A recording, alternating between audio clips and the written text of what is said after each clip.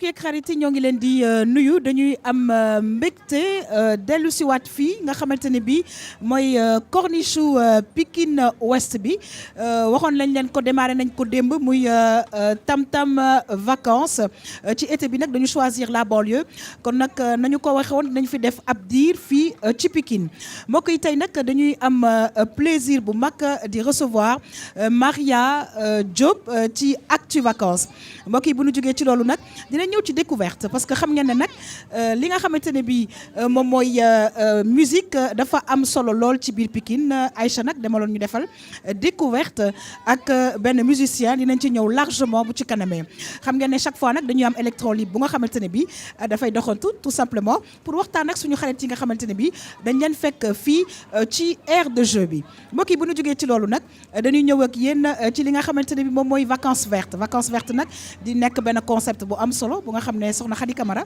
dana ci ñëw ak ñun bu baax a baax mbokk yi saa su ne xam ngeen ne ñu ngi ci nag hivernage te nag bu dul hivernage sax dañu soxla bu baax a baax li nga xamante ne bii moom mooy météo waaye nag may xaw a jéggalu tuuti xale yi rek ndaxte nag seen aire de jeu bi wax dëgg yàlla toboggan bi ci escalier yi la ñuy jaar pour fo kon nag xam naa ne damay def rek lu dul daal di jóg bu ko defee lancer li nga xamante ne bii moom mooy Actu Vacances bi ñu Maria Diop indil tey mbokk yi bu ko defee toog mën a waxtaan nag ak sunu invité bi mu nekk invité bu mag bu nga xamante ne bii di monsieur Moustapha Henri Dacosta mbokk yi yàgg Pikine lool depuis les années vers 1950 et quelques en tout cas dina ci indil ay précisions yu mag ñu dem xooli sujet Maria Boissy Diop mais surtout Maria Diop mbokk yi dellu si waat mën a waxtaan ci sunu plateau.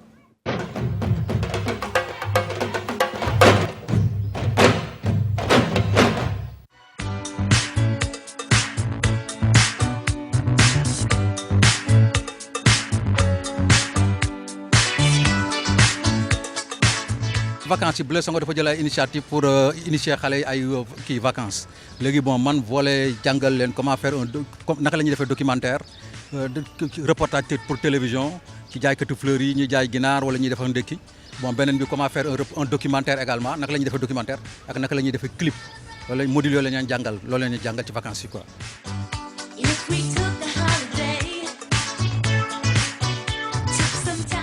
ñoom bëgg nañu ko déjà bon tey le premier jour bi mais lu bëri presque bon intéressé na leen parce que bon bëgg nañu ko trop quoi bëgg nañu audiovisuel pour bon ñu ngi am ñu ma wax sax ni ñoom après dañu bëgg continuer def métier audiovisuel dans l'avenir. journaliste bi moo nekk nii moom mooy poser question yi waaw kii day cadré kii day jël son moom tam day cadré bon kii tam day jël son day cadré preneur de son la kii di mu autant waaw son lay jël waaw son lay. activité yi daf ñuy permettre ñu changer air te daf ñuy jàngal ay affaires yu bees tamit. dina la permettre nga xam leneen boo toogee mën nga toog mais dama dégg lii rek sama yaay wax ma demal ma ñëw di def mais gaaw naa comprendre daal. activité bi vraiment baax na dina occuper xale yi ba duñu mën a dem fenn ñu di leen jàngal aussi les nouvelles technologies xam nga de l'audiovisuel ak yooyu daal. Tam-tam spécial vacances.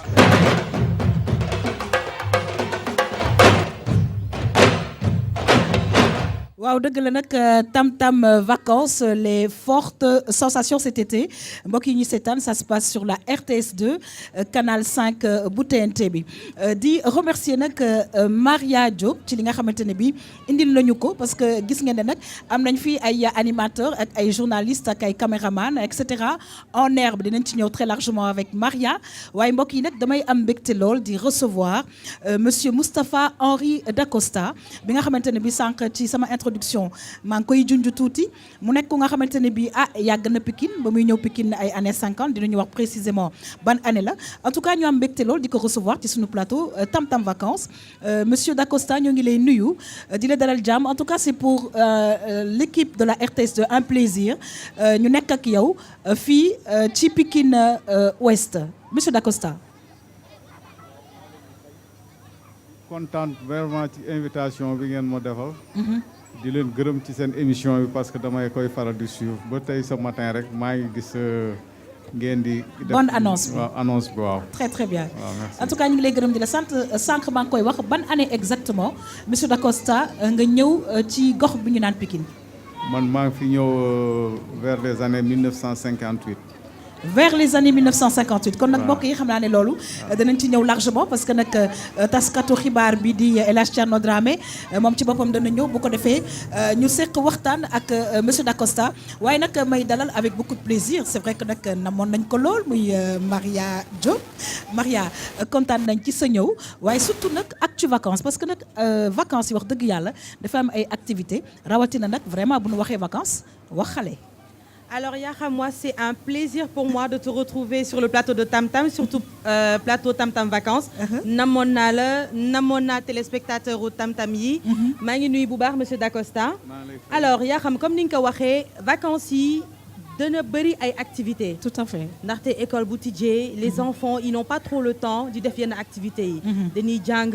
mag yi tamit dañuy dem liggéeyi donc ci vacances yi la xel yi di ubbeeku. Tout à fait. la ñëpp di bëgg a def lu ñu war a def. alors c'est pour ça que je vous ai amené des génies en herbe Yakham. Très très bien alors des génies en herbe xam naa ne dinañ ci ñëwaat largement mais gis nga fi ñu nekk di aire de jeu bi xam nga ne bu doon année scolaire heure bi dana fekk xale yi ñibbi seen kër waaye gis nañ nag ci vacances yi vraiment fii ci Pikine mbokk yi ci banlieue dakaroise bi xale yi am nañu espace bu nga xam ne ñu ngi fii foo et de toutes les façons c'est tant mieux. Maria peut-être revenir sur les activités yi nga xamante ne bi fekk nga leen Blaise Senghor comment ça se passe pour les inscriptions et cetera parce que nag vacances yi jeexagul et je pense qu'il y a des enfants qui nous regardent bëggoon nañ xam naa ñoom itamit participer ci loolu.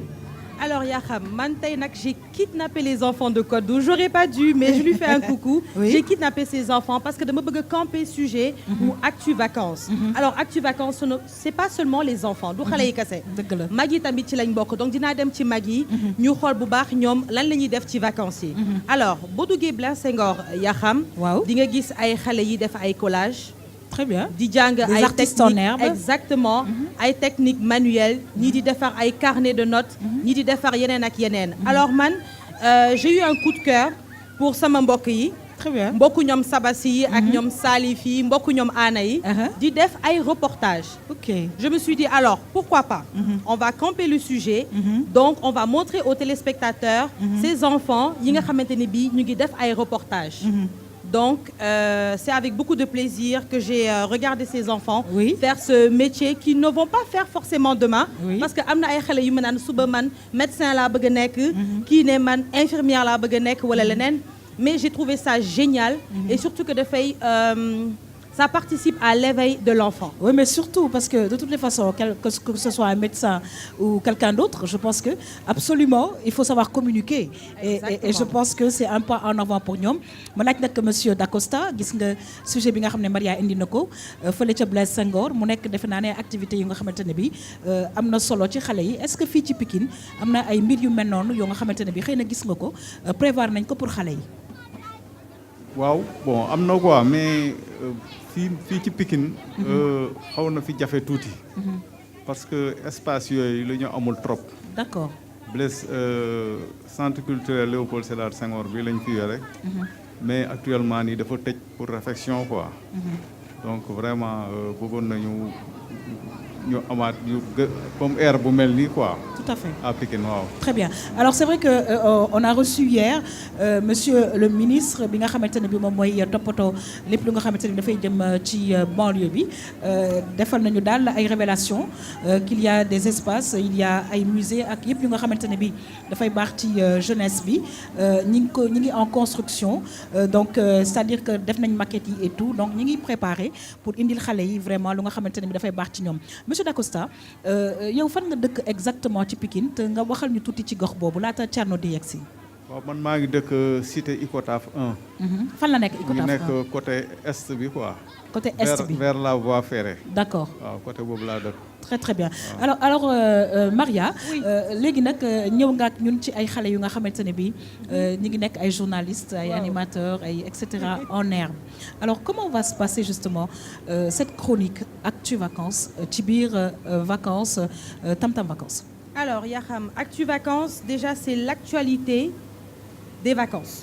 Ce qui se passe pendant les vacances maanaam mu jëm ci wàllum sport man dinaa dem ci Thierno Dramé xool lu mu fay def dinaa dugg xool Maïmouna lu muy def en gros dama bëgg won téléspectateurs yi lan mooy actualité yi ci vacances yi lan na mag yi ak xale yi di def fii ci biir vacances yi comme ça on va bien s'amuser durant cet été. Très bien. Alors justement pour Blaise Senghor, parce que quand même il y a des enfants et certainement des adultes qui nous regardent, et j'aurais bien aimé ñu wax ñu comment faire pour que xale yi ñoom itamit ñi nga xam ne bëgg nañ dem encore foofu, qu'est-ce qu'il faut faire pour pouvoir y aller? Alors, malheureusement, les activités culturelles à Blaise Senghor, elles finissent ce vendredi-là. Mais tout le monde est invité, par contre, pour ñëw xool œuvre xale yi.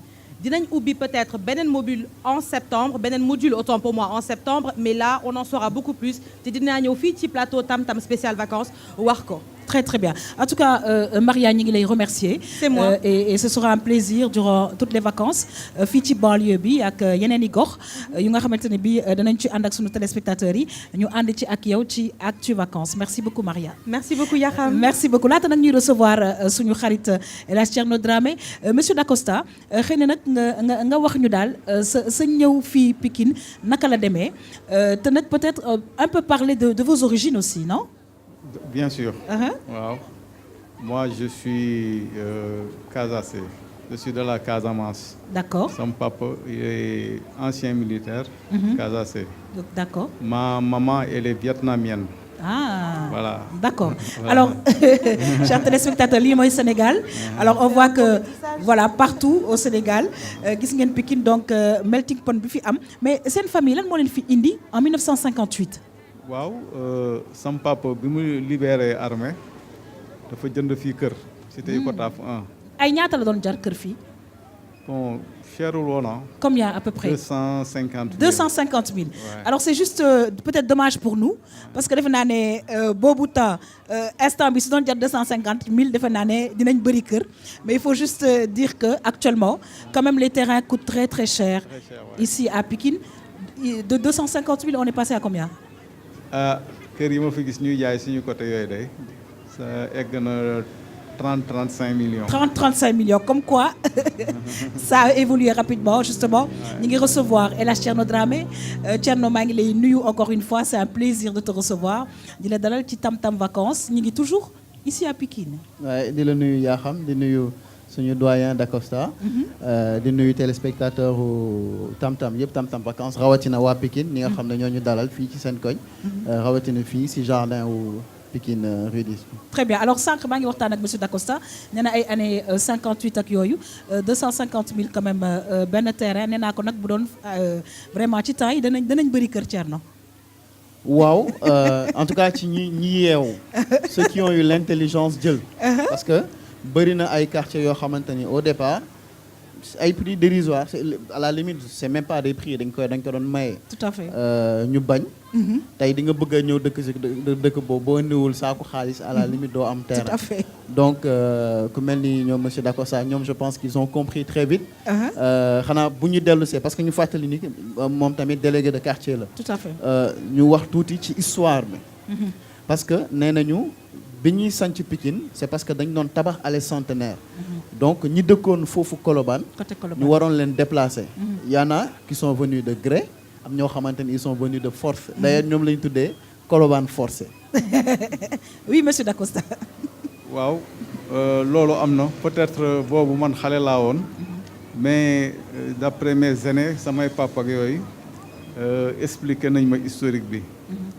bi ñuy jógee presque quartier yi nga fi gis yëpp à Pikine Ouest ñoom ñëpp seen tur dafa am Colobane. loolu mooy wane que ñoom Colobane lañ jógee. D'accord. waaw. Ok. Makka Colobane 1 Makka Colobane 2 Diamaguène Colobane Missirah Colobane donc ñoom ñëpp ay turu Colobane la ñu yore. D'accord. ñu ngi wax centenaire mais du précisément centenaire. parce que centenaire presque après les indépendances lañ ko tabax quoi. ñooñu waa centenaire yooyu ñoom Géejawaay lañ nekk mooy waa Fic mii ci ak yooyu. Tout à fait. mais ñii mooy ñi nga xam ne ñu ngi nekkoon ci autoroute échangeur bi pont bi. am na yoo xam ne ñu ngi dëkkoon sax ci suufu pont bi. D'accord. foofu lañ jógee rek précisément quoi. loolu moo tax ñu créé gendarmerie bi seen espace yi ñu nekkoon ak foofu kii nekk zone industrielle bi ay AFCO yooyu yëpp. foofu lañ dëkkoon la ñu nekk quoi lañ nekkoon. ok kon ci gendarmerie Colobane bi c'est ça. voilà jëm suufu pont bi. d'accord. waaw foofu. alors jamono di dox. ñu fàttali ni ci bi amee ñu ñëw installé comme wax nañ ko am na ñoo xamante ni dañu ñëw par force mais état bi aussi am na ci jamono ja ay jéego yu mu def pour justement inciter woon nit ñi mooy fonctionnaire surtout ñu mel ni yow parce que ñu fàttali ni fonctionnaire nga wa ñooñu ñëw dëkk ci ay cité loolu ci étape boobu la Pikine di demee ba màgg ba toll ni mu toll tey. bon man boo gisee man doom laa fi. parce que sama ñoom pap ñoom ñoo installé fi ñoo fi jëkk a installé. d'accord. vers les années cité bi ñu ngi ko tabax vers les années 56 57. ok habitants yi fi jëkk a ñëw à la cité Kotaf 57 lañ fi ñëw. mais Pikine boo xoolee officiellement 52 la fi population yi commencé ñëw bien que bon amoon nañu fi dëkkoon bien sûr avant 52 mais officiellement dañuy wax 52 quoi. boo xoolee configuration bi nga xool église bi xool police bi xool pharmacie bi xool station d'essence bi loolu mooy wane na que fii moo jëkk si Pikine quoi. d'accord donc mooy côté buntu Pikine c'est ça. moom la ñuy wax buntu Pikine. premier Pikine sax laay wax. ah premier Pikine lañ ko doon wooyee. ah buntu Pikine bi tur la boo xam dafa ñëw après quoi. d'accord mais premier Pikine lañ ko doon wooyee. waaw donc daal Thierno premier Pikine boobu nag moo jur vraiment ville Pikine bi nga xam ne du ñu tàyyi di ko wax ku gagné Pikine gagné Dakar tout simplement muy wane ne que parti bu mag la bu yaatu sur tous les plans fii ci Dakar Thierno.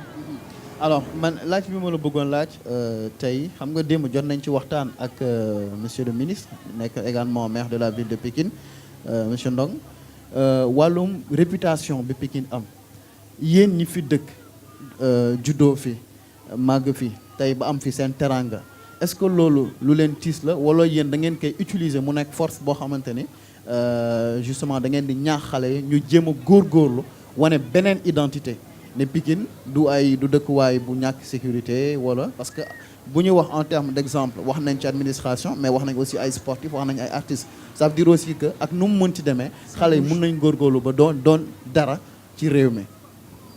waaw loolu moom mën naa si wax lu bëri.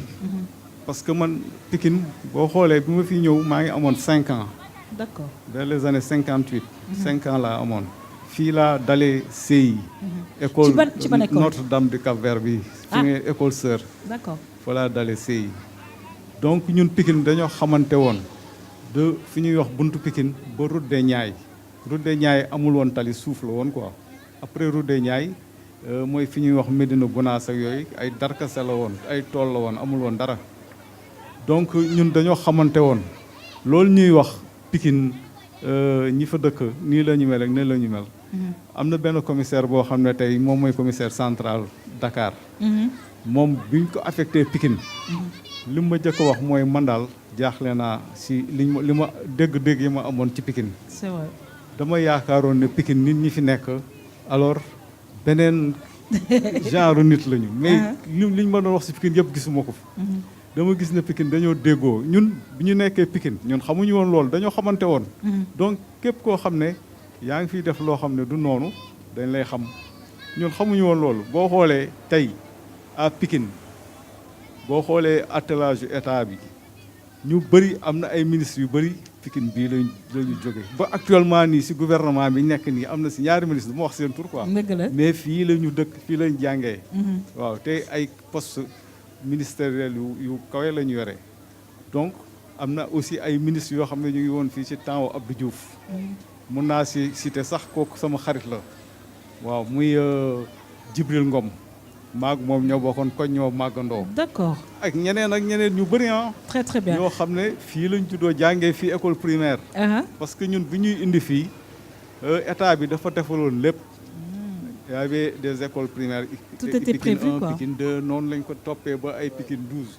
donc amoon na infrastructure yëpp poste fu ñuy fay courant stade Alassane Djigo kooku mu ngi dëkk fii ci boor stade bi Alassane Djigo boobu ñu tuddee stade bi. très très bien donc il y avait vraiment lépp infrastructure yëpp effectivement li ñu manqué woon moom mooy secondaire. d'accord bu ñu mosaan entrée en sixième dañ daa dem jànge ji Dakar. ok loolu moo doon problème mu Pikine. D'accord. te moom mooy problème ba léegi. loolu moo tax lycée bi nga xam ne defuñu ko fi ak hôpital bi nga xam ne amu fi moom moo tax ba léegi suñu doom yi dañuy passe pour dem jànge bu ñu nekkee secondaire. très très bien Waaw. alors xam naa ne dinañ ci ñëwaat waaye nag Thierno ñu gis nag ne que xam nga ak population bi nu mu yokkoo donc évidemment que problème yi di yokku et je pense que ñi ngi attelé wu pour que infrastructure yooyu muy wax nga xam ne doyoon na gën a yokku ci biir Pikine waaye Thierno nag comme dañu nekk nag fii nag ci Pikine Ouest mbokk yi tam-tam vacances du ñu def rek lu dul jéem a xool suñu électron libre bi di Big D fan nga féete ñu xool yan Pikinois nga rencontré tout simplement pour mën a waxtaan ak yow Big D fan nga féete. Salut Yaram, na nga def waay. Bah je vais très bien et toi. yaa ngi nice tolo ak sama ak suñu vietnamien sénégalais. Salaamaaleykum. Maaleykum Thierno salaam. Dra. Avec Thierno Dra, y a pas de drap. Yeah man, ici on est du côté des vacances et tam-tam vacances, des fois on a un fait que devenir Très bien. Alors on revient sur place pour mettre le feu à Pékin. Après Pékin on sera à Guédiawaye, après Guédiawaye on sera à La Grosse, et après on sera où ça, à Saly, après on sera à Ratatatata. Très Alors bien. ici, pour le moment on a Technopole. Nous avons une belle végétation pour nice, tout vert là. Tu big up sama sister Khady Camara pour vacances vertes. Man, le bout d'amé. Oui, mon frère, n'a def. Yaa ngi ci jàmm. Yaa ngi entraînement. Nice. Ngay def ay abdo. Abdo yi man di soxla naa ko de. Man yow table chocolat ngay wut. Man table tu beurre laa yor. Loolu nga am. Sa waa ji mënul wax. Bon ñu doxantu calmement ma gis gars yi di entraîné. Sa mbokk yaa ngi ñàkk de sa waay. waaw gis nga de xam nga wut ko rek. Xanaa Balla Gaye nga bëgg song. non. Wala Big D nga bëgg song. waaw gis nga de. Ah ñebe nga ma. waaw lu la ragal ci yow. waaw bu xool biir bi foo ne dara new ci doole kese laa de. comme Mbadou. alors fii naka moom fii tous les soirs nga ñëw fii di train. waaw tout le soir xam nga rek fi la ñuy ne di train après noonu xam nga rek ndax toogaay moom mooy loolu. ak air pur. yàgg na. mais naka Pikine Technopole nice na. waaw Pikine Technopole moom nice quoi. noo gisee vacances yi ak tam-tam avec RTS 2. waaw nee na trop. bu ngeen def ma am na solo trop quoi. ok bon continue noo tudd. man Jibi laa tudd Jibi ñu ngi lay béggee Jibi. ok jaay. Respect. Alors continue de plus bellement comme ça un vieux père tu vois. On a pris des jeunes des moins jeunes mais on va prendre un vieux père. Papa na nga def. il n'est pas vieux hein en plus. mais papa yaa ngi defar tànk yi de. waaw foog ñu defar tànk yi parce que après une semaine chargée foog nga daal di ñëw daal di def benn dégression yooyu daal di defaraat yaram bi pour préparer semaine bu bees. man lu ma nangu boobu dégression dafa métti dégraissement. Mais Big D. xam na maa pata ay régression ma métti. Big D tu m'entends. Oui yaa xam je t'entends Ouais mais très il n'est bien. pas vieux ça va tout va bien. Non c'est un respect qu'on dit vieux père. xam nga chez nous vieux père mooy grand frère. parce que man mi Big D je suis pas jeune aussi non plus. du ñu nangu nekk ay vieux parce que ñun on est jeune toujours moo tax Ah dañuy bah ñëw oui. defar suñu yaram. Voilà. mais la moo tax jeunes yi dafa ci kaw paa yi di dafa ci suuf lu waral loolu. non stratégie la rek ku ci nekk ak li ngay wut ci sport bi. non pas waxal rek xanaa rhumatisme sciatique la wax ma rek. waaw loolu yëpp mu ngi ci biir mais bon defaraat yaram bi rek comme ni ma la ko waxee mën a préparer semaine d'activité lu baax la ci yaram yi lu baax la ci suuf si. waaye loo xalaat ci man defal ma ci kaw waaye ci suuf dëgër lu ñuy def. non yow biir bi dëgër na këj abdu bi noo kese nga. Ok papa merci beaucoup et bonne continuation. Ok alors je continue plus bas ana gars yi ki gàll lay def non il faut une fille une dame grand na nga def les dames d'abord ça va jolie mignonne. Ça va? Tu vas bien? Oui. Tu es venu ici faire quoi? T'amuser? Faire du sport. Tu fais du sport comme ça tu es en sport. Attends fais voir. Maintenant tu es en carax tu es pas en sport. Hein? Réponds-moi. alors sa waay lu mu demee. waaw Big D. yaa ngi si jàmm. naka bu nice. mais yéen fii affaire bi c'est nice c'est gratuit kenn du fay. waaw fii da ngay am lu bari. kenn du fay. non kenn du fay gratuit la. ah lii lu baax la félicitations maire. ñëw fi la ñuy doxandu fi la ñuy dëkk quoi. ah fi ngeen dëkk mais fii ba am na léegi sécurité am na jàmm ñëpp ci jàmm la paix. non fii insécurité bi gars yi ñoo koy wax rek parce que man ba mu fi tox soo yàggul quoi. waaw parce que laa jógee ñëw fii mais ba mu fi dëkk see ba léegi bon amul benn problème ah. tu invites les gars ñi ñëw di doxantu si fii di gis gars yi fii amul benn problème. waaye amul benn problème gisoo instant yi maa ngi nii damay ñëw moo bëggee sport fi laay taxaw di sport xam nga ànd ak soxna si xam nga. soxna si mën nañu wax ak moom tuuti. waaw amul ah madame ñëw la xam man bul daw. madame na nga def. maa ngi fi. madame Rose nga tey xanaa monsieur moo tax nga Rose. waaw moo tax ma Rose. la couleur de l'amour. waaw. alors noo gisee koñ bi Technopole bu nga jógee Parcelles ñëw fii naka Technopole. Technopole moom ça va kontaan nañ trop moom. rek si maa yaa ngi suivre RTS 2. waaw maa ngi koy suivre bu baax. yaa ngi suivre Tam-Tam. maa ngi koy Tam-Tam. kan nga gën a xàmmee ci Tam-Tam kan gën a ràññee xanaa yaa xam. waaw. yaa xam Thiam. waaw dafa chondé ah. tu vois dafa chondé. dafa chond moom. yaa xam da nga chond moom. alors on va prendre encore un dernier gars. di nuyu samay gars yëpp béggee bro béggee anamu kan lay waxal allah waxal gars yi ana jaaykat yi. soo lu mu demee. waaw naa lépp jàmm. soo yaa ngi ndërëf rek kaana yooyu. waaw gis nga maa ngi door de. xanaa xale yi ngay bare. non. bëgg jàpp forme. nee na bonne forme mooy waaye xale yi ngay bare wax. bëgg ànd ak yow rek bëgg mel ni comme yow quoi. incha allah di nga mel ni man di nga ma raw sax incha allah ok. Mbada Selli gis nga booy daw nañu kon nag Tam-Tam vacances gi nii ni si ñoo xam ne daw nañu gars yi ñëmuñ caméra. Très bien. yaa xam je te rends l'antenne au Ah cœur. bah oui. J'espère que Pikine Sénégal début du commencement dina gën a boy incha allah. Très très bien. Très bien Tam-Tam bamba bra. En tout cas ñu ngi lay gërëm di la sant bu baax a baax El Hadj Thierno Dramé gis nga nekk Big D te nag vraiment espace bi ñu nekk nii comme il le dit c'est gratuit donc ci Pikine Ouest bi alors c'est vrai que am nañ corniche et tout on voit beaucoup de changements jeunes yi mun nañ ñëw def seen sport xale yi mun nañ vraiment foofu mu nekk tamit ay jéego yu nga xamante ne bii am na fii ci Pikine.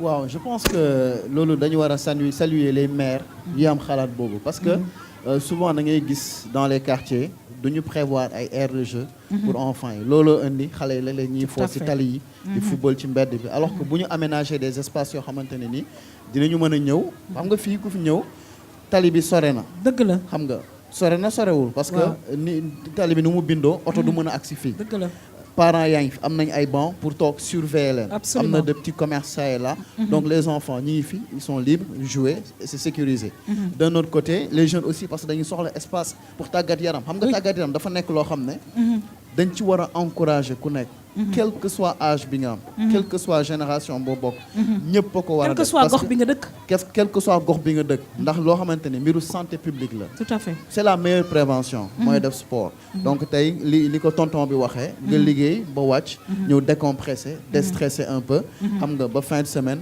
nga profito ñëw avec la famille je pense que c'est des initiatives yoo xamante ne vraiment on doit saluer encourager tous les maires yu koy def ñu continuer si parce que les Sénégalais en ont besoin kon ñi tamit dañu soxla ay mbir yu mel ni pour mën a respirer aussi. Très très bien alors monsieur Dacosta en tant que vous êtes bien délégué de quartier c'est ça waaw leen expliquer ñu seen liggéey vraiment lan la exactement ak lan ngeen di liggéeyal population bi surtout. waaw bon xam nga ñun on est des auxiliaires du maire dañuy liggéey ak la préfecture la sous-préfecture ak le commissariat. suñu liggéey. En général si population bi la jëm quoi. D'accord. dañuy sensibiliser bien sûr jeunesse bi. sur yenn kii yi nga xam ne comportement yi nga xam ne rafetul quoi baaxul. D'accord. problème yi tamit entre les familles ak ci biir kër yi. yooyu yëpp dañuy dem di waxtaan ak ñoom. Très bien. posément pour yu bëri ñu bàyyi ko. bu histoire amee si kër yi. D'accord. tout ce qui est administratif aussi entre la mairie.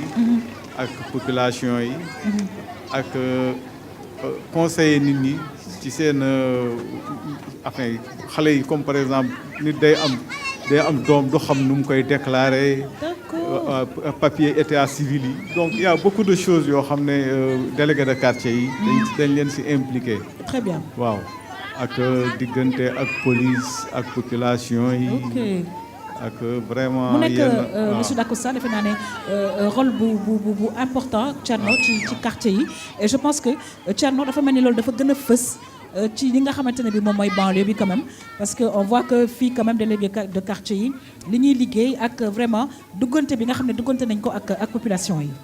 waaw parce que dafa am sànq lu mu wax lu am solo xam nga bu ngeen nekk ndowee ci quartier ngeen màggandoo xamante ci koñ bi ñëpp xamante loolu day yomb xam nga pour ñu dimbalante bu ñu nomee kenn mooy dem action parce que maire yi aussi ñi ngi seen gox mais ils sont pas aussi accessibles qu'on peut le penser parce que dañuy liggéey day baax ñu jël une personne boo xamante ne moom la ñu tabb bu ñu soxlaa dara ci maire moom mu dem mais am na beneen rôle boo xamante ne dañ koy jouer dañ koy faral di fàtte nit ñi ñoo ko dul xam gis nga boo ñëwee si koñ da nga war a déclarer wu ji si délégué de quartier bi wala chef de quartier bi tout à fait mu su ko defee bu jafe-jafe amee absolument ñu xam si kan la ñuy dem beneen rôle bu am solo bu maire di def am na at ci ginnaaw benn xale réer fekk mu toppoon benn caravane publicité ñaari xale yu bokk ndey ak baay ñu ñëw wax ma ko man ma boole leen ak sama benn xarit bu nekk si benn rajo ñu def déclaration ñi doon def publicité bi ñoo dégg déclaration bi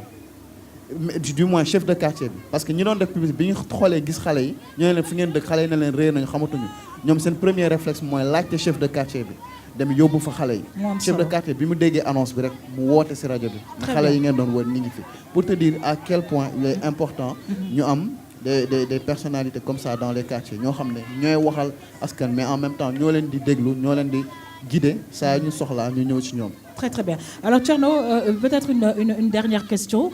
Laata nag ñuy recevoir Khady Camara di gis nag ne que léeg-léeg ci biir Pikine dañuy gis ne que dafa am concentration population de telle sorte que sànq ñu ngi koy wax les enfants n'ont pas spécialement d'espace mais aussi espace vert daf fi xaw a manqué tuuti monsieur Dacosta. waaw loolu moom am na Pikine bu njëkk bu vraiment amoon na espace vert. Il y avait beaucoup d'arbres man sa quartier bi mu dëkk. maa ngi fàttaliku bi ñu koy tabax boobu ñun xale lañu. ñi ko doon tabax kër gu nekk dañ fa defoon ñaari garab ci mbedd bi. kër gu nekk ñaari garab. doon ko arrosé chaque matin dañuy ñëw indi camion citerne arrosé ko garab yooyu ñoo nekk ci quartier ba léegi. c'est des arbres yoo xam ne def nañu 50-60 ans. ñu ngi foofu arbres yi def 50-60 ans. waaw donc loolu amoon na fi mais avec l'urbanisation tabax yeeg yooyu ñu bëri dañuy tabax. du ñu ji garab quoi parce que bon xam naa ñoom dañoo bëgg seen bâtiment feeñ. D'accord waaw loolu moo leen si gën a kii quoi. mais du question dañoo bañ a ji garab. D'accord xam nga sénégalais moom. kii boobu la am. dëgg la wanewu loolu moom ci suñu kii la bokk quoi. mais neexul ba neexul mais ñun wanewu ci suñu culture la bokk. Et c'est juste dommage. Bon, en tout cas, Thierno, ñu ngi lay remercier. Tu as une dernière question pour monsieur Non, xanaa di nuyu di pro comme mënuma ñëw ba Pikine du ma nuyu sama grand frère Babacar Fall bu RFM. On est de la même promo. Et c'est un pur. Ah, c'est un Pikinois. Comment il s'appelle? Babacar Fall. Ah, voilà. Très très bien. Alors Babacar Fall, ñu ngi lay nuyu bu baax a baax di nuyu sa famille yëpp fii ci Pikine. Thierno, on te retrouve demain, Inch'Allah. Toujours fii ci Pikine. mbokk yeeg xarit yi di fàttali rek nekk mun ngeen seetaan justement émission bi ci sunu page Facebook RTS 2 waaye di fàttali nag heure de diffusion yi dinañu diffuser après le journal de 20h fii ak ba le 13 parce que xam ngeen ne RTS dafay ñëw ak yéeg en direct ci li nga xamante ne moom mooy athlétisme bi incha allah bu paree dinañu dellu si waat ci heure tam-tam muy 19h 20h sur la RTS 2 di fàttali ne yéen a ngi ñuy suivre ci canal 5 bu TNT bi di fàttali nag Thierno les fortes sensations cet été c'est sur la RTS 2 tout simplement merci et à demain. Merci. Alors ñu dem régie mbokk yi dellu si waat.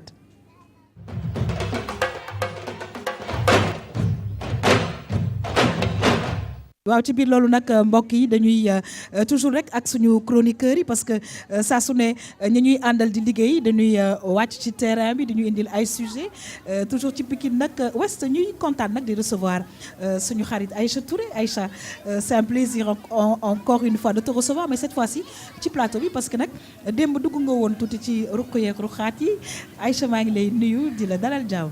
maa ngi lay fay Yaxam di nuyu suñu invité Dacosta di nuyu téléspectateur u RTS 2. namoon naa la de. non ñoo la raw Aïcha. Mon corps court quand je te vois. Il court encore. Je te jure. Il court depuis boulevard de la République jusqu'ici même. Tu as vu non? Ah c'est loin.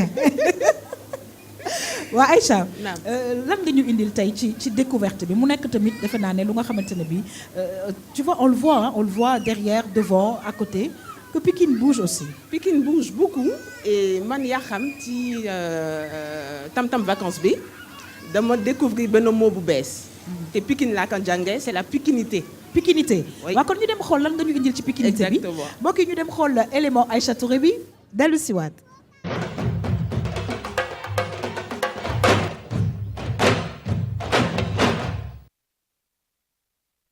En fait, nous sommes un groupe qui s'appelle le groupe Ferniente. Dans notre groupe, nous avons des corps de métier. Donc, nous faisons de l'art et de l'artisanat d'art. waaw maanaam ñun groupe bi le groupe Ferñeent lañ dañu am ay corps de métier suñu association yi dem ci sérigraphie estampes plâtre fer forgé poterie récupération de matière plastique ak art plastique. lan mooy art plastique. art plastique mooy lépp lu dem ci affaire tableau yi ngay gis nii yi am œuvre yi yow mooy art plastique. Ferñeent mooy étincelle ci tubaab waaw c'est comme ngay boyal fourneau étincelle yooyu yow mooy ferñeent mais aussi mun na expliquer autre chose quoi. Par exemple soo déggee ferñeent jox la xale bi ferñeent c'est nga jox ko ay vitamines quoi vitamine te mën nañu ko taqal ak ferñeent quoi dans un autre sens quoi. Et éclat je peux dire lumière là quoi mais étincelle c'est des braises je peux dire quoi ay affaire yu tàkk noonu quoi comme ay genre de fettantal yooyu waaw c'est ça l'étincelle.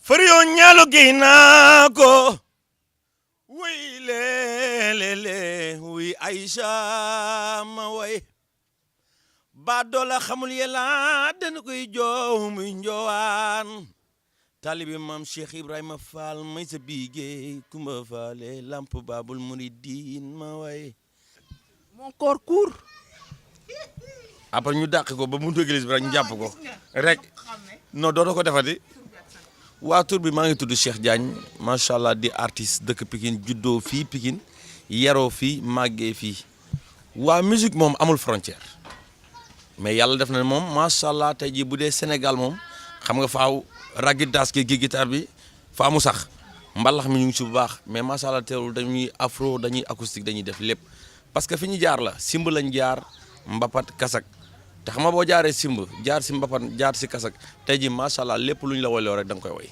loolu la yàlla def.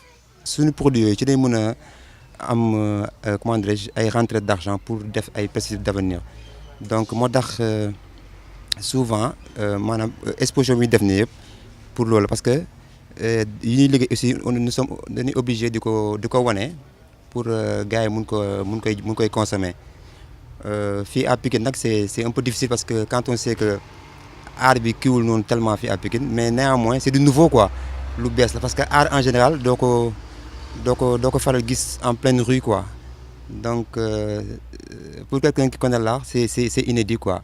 li ma leen di wax mooy yàlla na yàlla def jàmm tam-tam nag ca kaw ca kanam di leen ñaanal parce que tamit yéen ngeen def affaire bu nice dama leen di suivre bu baax yéen ngeen di jàppale artistes yi di jàppale seen talent yi tey jii lu nëbb woon yéen koy feeñal parce que tey jii nekkul fii rek la télé bi yam ñu ngi koy seetaan partout macha allah man mi dama koy seetaan lu bari ndax fan yi lay passé macha allah jaar naa fa te it su may clip mu ngi fay daw kon yéen ca kaw ca kanam. billaay jàppal mooy sa yaay maa nga jàppa mooy sa baay mboro di Gaynde Njaay wuy Gaynde Njaay àll bi yaay borom gaynde yaa ngi nii RTS gaynde yaa ngi nii de mboro di gaynde ngeen Njaay Gaynde Njaay àll bi yaay borom yàlla def jàmm.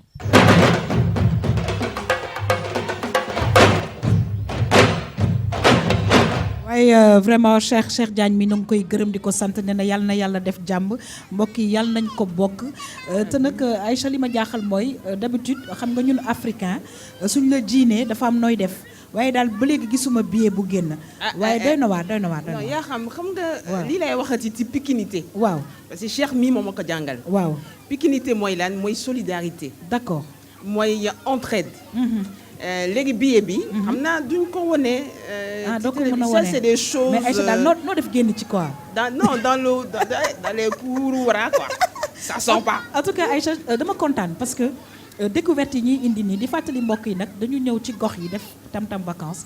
parce que dañoo bëgg a fésal lépp lu nga xamante ne bii nit ñànk fi liggéey lépp lu nga xamante ne bii ma nga fi xew. parce que dañu ne RTS2 encore plus proche de vous. saa su ne suñu population yi dañuy dem di leen gën a jege. di xool la ñuy def te nag defe naa ne artisanat bi na nga ko wonee ak waa Ferñeent def naa dafa am solo Aïcha ma gis nag ne que sunu waa ji na mu la ko expliquer daal muy ay mbir yu doy waar parce que Ferñeent bi indi na ci vitamine te muy dëgg indi na ci leneen ak leneen Aïcha mu nekk nag liggéey bu am solo bu nga xam ne ñoo ngi ko fi def. tout à fait léegi yaa xam comme man moom maa ngi ci jànkanti wolof bi pour man bi muy wax ferñeent. man farñante laa dégg. déedéet. mu ne ma Aïcha du farñante de. ferñeent. ferñeent. ci la ma expliqué nag ne ferñeent mooy éclat mooy vitamine T. À chaque fois. sooy dem di à l'encontre des populations da ngay jàng. tout à fait. Et c'est important. Moi, je suis rentrée ce jour-là avec une très belle leçon de vie. Et puis dafa mën a way en plus. trop alors moi je suis contente parce que nee na ay clip mi ngi daw RTS2 di fàttali artistes yi rek ne que ñun amuñu xaaj ak seen képp ku génnee clip boo ñëwee RTS2 en face Sorano danañ la ko tegal parce que nous sommes une chaîne culturelle mais sportive waaye nag monsieur Dacosta gis nga nag vraiment ñu ngi jéem nag di fësal li nga xam ne waa Pikine ñoo ngi koy liggéey ñu gis nag ne que artistes yi macha allah am nañu fës a fës. waaye am na ñu nga xamante ne bi ñoo ngi fi am talent bu rëy a rëy macha allah ci fànn yëpp nag monsieur Dacosta. ci fànn yëpp. waaw ci fànn yëpp Pikine doomu Pikine yi. ñu ngi yëngu ci fànn yëpp. dëgg la amul fenn foo xam ne des nañu si ginnaaw. peut-être dañ leen fësalul wala jox ñu leen occasion fësal leen. man nag maa ngi am yaakaar ci ku mel ni yow. ngeen di def émission yi biir Pikine di gën a fësal artistes yi fi nekk. ak ñi nga xam ne ñu ngi liggéey aussi si yeneen secteurs yi. alors c'est vrai que Aïcha defe naa ne comme ni ñu ko waxee moo ñu tax a jóg moo tax itamit indi ngeen ñu Cheikh Diagne bi un excellent chanteur. alors incha allah certainement l'équipe dinañu xool naka la ñuy def pour mun ko recevoir Aïcha daal kon daal façon mu découverte yi ak yeneen ak ci yeneen mbir daal nga ñuy indil ci vacances yi. yaa ngi koy wax bi ngay introduire tam-tam bi ngay wax ak Thierno. Ce sera des vacances. Ce sera éclatant. Ce sera des surprises. nit laay dañu kontaan daal. dinañ kontaan trop. Est-ce que xam nga ñun li ñu indi ci été bi yaa ngi may dégg ma koy wax les fortes sensations cet été. très. C'est sur la RTS2. Toujours. Très très bien. En tout cas Aïcha peut-être une question à monsieur Dacosta. Oui alors li ma bëggoon poser comme question à monsieur Dacosta. C'était est-ce que au niveau de Pikine dafa am benn centre boo xam ne dañuy regrouper artistes yi ak nouveaux talents yi. waaw loolu Léopold Sédar Senghor lañ ko doon def mais comme que actuellement nii dafa tëj dafa fermé kii sax foofu la doon évoluer kii artiste bi nga wane nii léegi très sol. waaw c'est mon jeune frère xam naa ko bu baax. ok donc ak ñeneen ñu mel ni moom. centre culturel Léopold Sédar Senghor daal defe naa ne foofu dañ ko war a def uniquement pour la culture. d'accord loolu moom vraiment bu ñu ko defee dina dimbali artistes yi yu bëri quoi. Très très bien Aïcha ñu ngi lay remercier plaisir de te retrouver on te retrouve la semaine prochaine. Inch'Allah. Inch'Allah toujours ci vacances tam-tam yi RTS2. Inch'Allah yaa xam donc je te retrouve mardi prochain. Inch'Allah avec beaucoup de plaisir. Et je te bisoute. Et je te bisoute aussi. Merci Aïcha mbokk yi nag ñu dem régie dellu si waat mën a recevoir nag soxna Khady Camara ndax tag bu ñu waxee vacances léegi nag ñu am lu ñu ciy cabaxal yu am solo Khady Camara nee na vacances vertes ñu xool lan la ñu ciy indil mbokk yi ñu dem régie dellu si waat.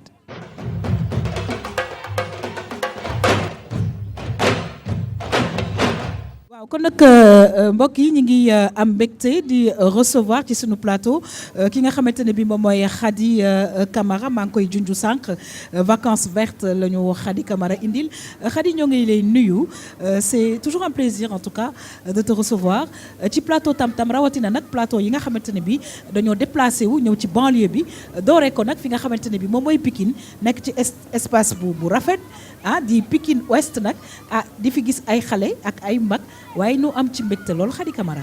jërëjëf yaa xam maa ngi lay delloo nuyoo bi comme ça su ne di la remercier ci ni ñu annoncé et puis maa ngi remercier waa Pikine yëpp ndaxte ku xam Khady Camara xam na Khady Camara nag gone banlieue la donc gone banlieue bi rek moo dellu siwaat ñëw banlieue kon ça me fait vraiment plaisir teew fi nekk fi ak waa RTS2 rawatina nag sama mbokki waa Pikine. très très bien en tout cas Khady ñi ngi kontaan lool waaye Khady da nga indi lu nga xamante ne bi defe naa ne vacances mun nañ ci boole l'utile à l'agréable te vacances vertes yi nga xamante ne bi ni nga ko gisee ci image yi daal am na lu bëri lu nga xamante ne bi war nañ ko mën a def pour gën a rafetal pour ji.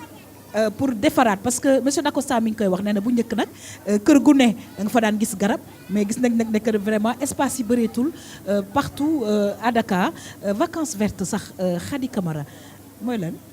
vacances vertes yaa xam mooy vacances yoo xamante ni. sa micro Khady Camara. waaw mooy vacances vertes yaa xam mooy vacances yoo xamante ni dañu ne dañu bëgg gox yi set dañu bëgg plage yi set dañu bëgg aussi marché yi set fépp ci biir Ndakaaru ren nag ci atum 2017 bi moom la ñuy def lancement première édition des vacances vertes fii ci Sénégal donc Dakar nag moom moo aye li ci des nag xam naa at yi di ñëw danañ ko lawal fépp ci Sénégal ba nga xamante ni ñëpp dinañ si mën a jot ak waaw jàmm léegi ak nag Khady salaam. Camara comme ni ñu koy waxee da ngay teg sa baaraam foofu parce que gis nga ci image yi monsieur Dacosta yow daal xam naa ne am na lu rëy loo ci war a mën a sànni ci vacances vertes yi nga xamante ne bi na ko soxna Khady Camara expliqué parce que lii ñu gis muy mbalit mu doy waar yaakaar naa ne c'est quand même une belle initiative monsieur Dacosta.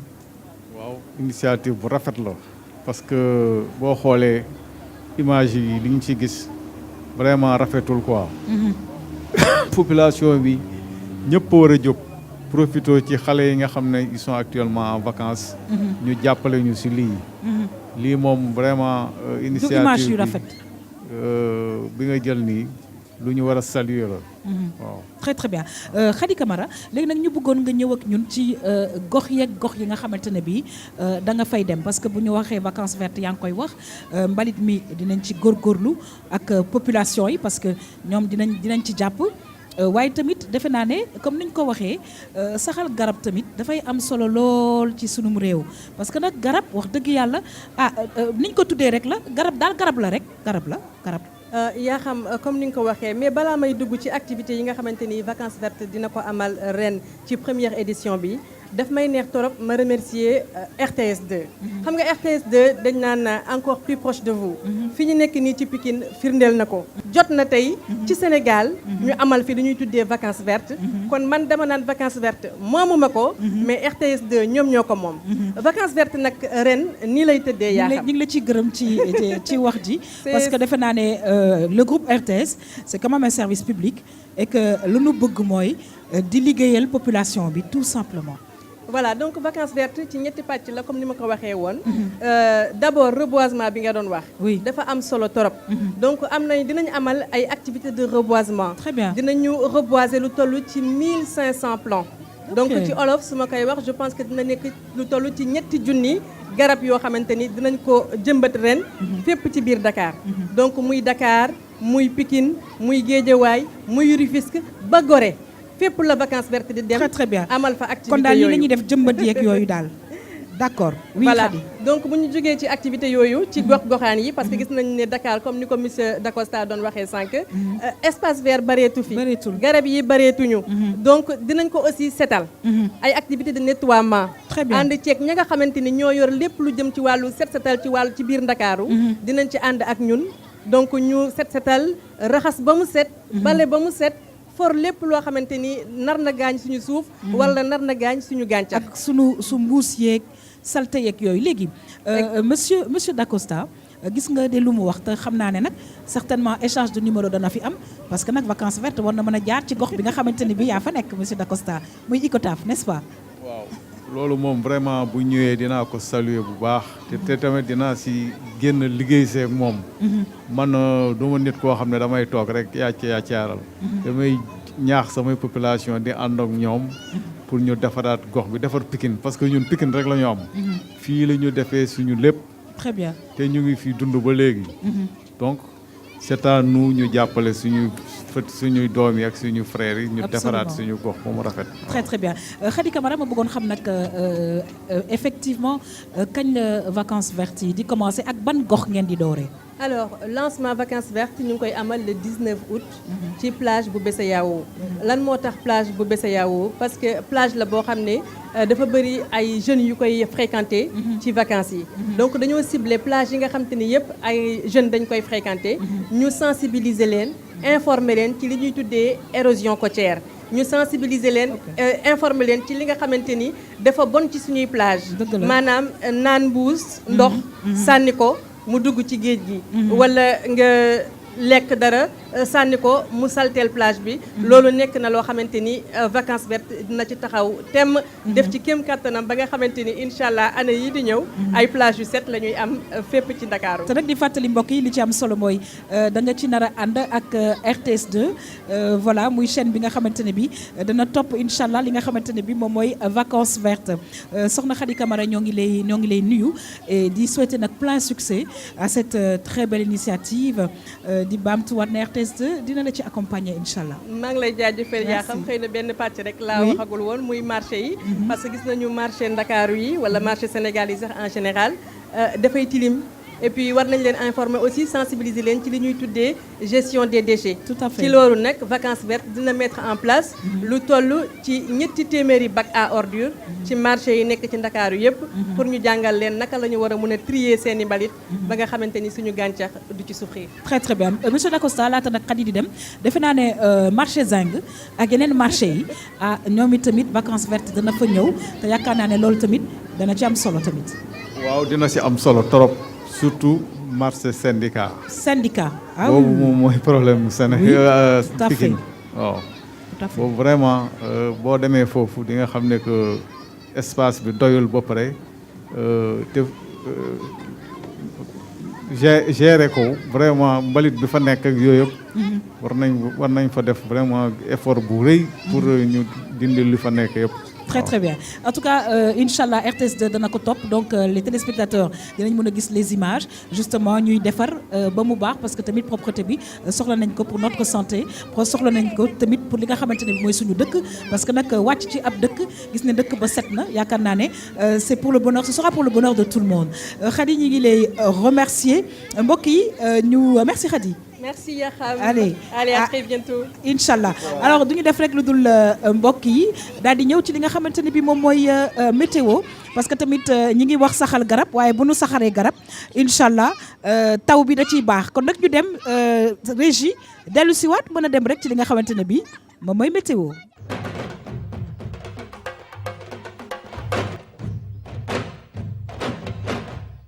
mbokk yeeg xarit yi ñu ñëw nag ci mbirum météo ànd ci ak Adja Astou fan nga féetee Adja.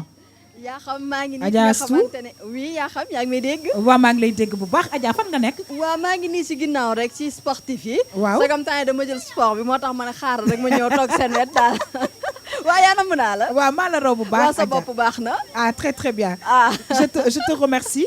donc Adja ci météo bi nag. waaw est-ce que parce que xam nga ñun fan yi ñu ngi Pikine. waaw ndax gox yi ak Dakar rek la ca topp est-ce que taw dana am fan yi. fan yi nag taw bi dafay xaw a raar tuuti comme ni ngeen ko gisee ci lundi matin bi. mu xawee féex temps yi noonu lay mel le matin dina am ay xiin-xiin mais taw bi ñëwagul ñu ngi koy séentu xëy na fii ak week-end bi. d'accord donc yaa xam soo jëlee température yi li ci mel ni Dakar. le matin di nga am 26 degrés l'après-midi 29 degrés et le soir 27 degrés. donc comme je l'ai dit tantôt dina xaw a am ay xiin-xiin surtout ngoon bi dina xaw a xiin mais bon seentuwuñ ci taw quand même donc soo jógee Dakar dem Diourbel le matin di nga am 26 degrés l'après-midi 31 degrés et le soir ça change pas 31 degrés toujours donc le matin mën nañu am tuuti xiin-xiin et ngoon bi ak guddi bi ngoon bi day am naaj donc guddi bi température normale lay doon. donc Linguère le matin 26 degrés l'après-midi 36 et le soir 29 degrés donc Linguère aussi ñu séntu ci ay wis yu ndaw donc taw bu ndaw maanaam boo xamante ne forul ci suba si ak ci ngoon bi mooy guddi bi maanaam la taw bi di am. donc Saint-Louis aussi le matin dinañ am 26 degrés l'après-midi 27 degrés le soir 26 degrés foofu aussi on a remarqué qu'il fera beau toute la journée day am naaj donc voilà dina xaw a tàng tuuti mais quand même il fera beau. Kaffrine le matin 26 l'après-midi 30 le soir 30 foofu aussi ñu nemmeeku ni que après-midi bi ak guddi bi dina xaw a tàng tuuti rek donc Ziguinchor aussi le matin dinañ am 24 degrés l'après-midi 31 et le soir 26 donc foofu aussi le matin dinañ am tuuti naaj ak taw tamit dina am ak li nga xamante ne mooy ay xiin-xiin dina am foofu ca Ziguinchor donc Matam le matin dinañ am 29 degrés l'après-midi 36 et le soir 35 foofu aussi ñu ngi wax xëy na mu am ay wis le matin ak l'après-midi mais guddi bi normal lay doon Kédougou 23 degrés le matin, l'après-midi 28 et le soir 24 degrés. Donc foofu aussi dina am quelques nuages le matin ak quelques wis-wis. Donc après-midi bi day am naaj bi day génn, guddi bi aussi mu xiin. Suñ jógee Kédougou dem Thiès tamit le matin 25 degrés, l'après-midi 31 degrés et le soir 27 degrés. Donc aussi foofu ay nuages yu rëy lañ fay gis maanaam ay xiin mais bon ci après-midi bi nuages yooyu dañuy dissiper wu bàyyi place u naaj bi. Donc Kolda le matin am nañu 23 degrés, l'après-midi 31 et le soir 26. Donc Kolda tamit nemmeeku nañ foofu li nga xamante ne moom mooy taw ci suba si après-midi bi dafay xiin donc guddi bi aussi dina xaw a taw tuuti.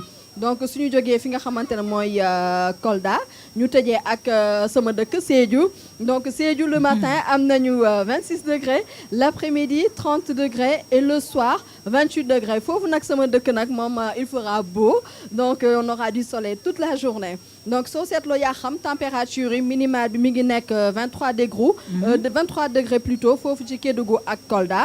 Maximal bi mi ngi nekk 36 degrés Linguère ak Matam. Donc lever du soleil bi ñu ngi koy séentu à 6h55, coucher du soleil bi à 19h35. Donc pour ce qui est des marées, première marée basse bi ñu ngi koy am à 3h40 du matin, deuxième marée basse bi à 16h10 de l'après-midi. Donc marée haute bi première marée haute bi ñu ngi koy séentu à 10h00, deuxième bi à 22h15. Donc ñu gis ni que naaj bi dina nekk ci Sénégal soo xaymaa temps bi nga xamante ne moom lay nekk mi ngi nekk ci 12h40 de soleil. Donc transit solaire bi nekk à 13h15. Donc mu nekk loo xamante ne moom la ñu am demain ci journée bi. ñu wax aussi suñu mbokk nappkat yi comme journée mardi bi rek c'est un jour propice pour aller à la pêche ndaxte gis nañ ni que activer pêche bi dina bëri bu baax a baax. Donc horaire yi nga xamante ne moom la ñu war a mën a dem pour mën a am jën bu baax a baax donc dina nekk 2h du matin 2h18 du matin ba 4h18 heure yooyu suñu demee dinañ am jën su dee journée bi 14h39 ba 16h39 aussi. suñu demee ci géej gi daal dinañ am jën yu bëree bëri incha allah. Très bien alors Adja mu nekk nag météo am solo. Parce que nag dafay tax vraiment nga yóbbaale sa parapluie. Mais tu confirmes que fii ñu nekk parce que nag plein air la ñu nekk. Fii ci Pikine pare guñ fi dinañ dem Guédiawaye dinañ dem Lac Rose ak feneen. di ngeen ci xam dara téléspectateurs yi. kon daal fan yi daal nga xamante ne bi ñu ngi Pikine du taw Adja. non temps yi nii du taw donc voilà yaa xam ñu wax téléspectateurs yi rek nañ ñu xaar tous les jours. ñu indi leen yu bees yu baax temps bi nu mu mënta mel rek nañ ko koj fii nii. lépp loo xamante nañ ko fi wax incha allah. mooy am donc yaa xam ma lay remercier waaye balaa maa dem a remercier ki nga xamante ne mooy jaar ci bopp bi tous les jours muy salon Maman Soxna. seen numéro de téléphone 78 012 05 08. di remercier aussi la boutique Chic Choc nekk foofu ci Sicap Amitié 3 numéro téléphone bi nekk 78 533 95 95. Alors Madame Météo, on te retrouve Inch'Allah demain pour beneen bulletin météo. Monsieur Dacosta ñi ngi ñëw nag ci cëppaandalu émission bi sànq ñi ngi wax mbirum météo xam naa ne nag dinañu dem ci ay gox yu nga xamante ne bi quand même Pikine mbirum inondation parce que léegi-léegi am na ñoo xam ne Dakar yàkkam ne nañ taw am na ñoo xam ne yàkkamtiwu ñu taw xëy na nga wax ci waaye tamit ce dernier mot ñi ngi en tout cas di la gërëm di la sant bu baax Monsieur Dacosta. waaw maa leen di gërëm di leen sant ci invitation bi ngeen xam ne defal ngeen ma ko. Inondation bi def naa ne tey suñu ministre Pape Gorgui Ndong moom moo yore côté inondation. Pikine nag fii daagu daan. Inondation bi presque amu fi quoi. Très bien parce que boo xoolee fi nga toog gis nga suuf si nu mu mel. waaw suuf si waaw wax dëgg yàlla waaw. donc Pikine. dañ ko choisir balaa ñu fiy def.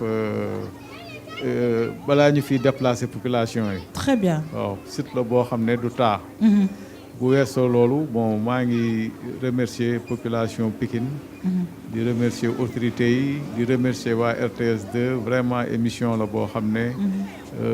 maa ngi demandé ñëpp ñu koy seetaan télé RTS2.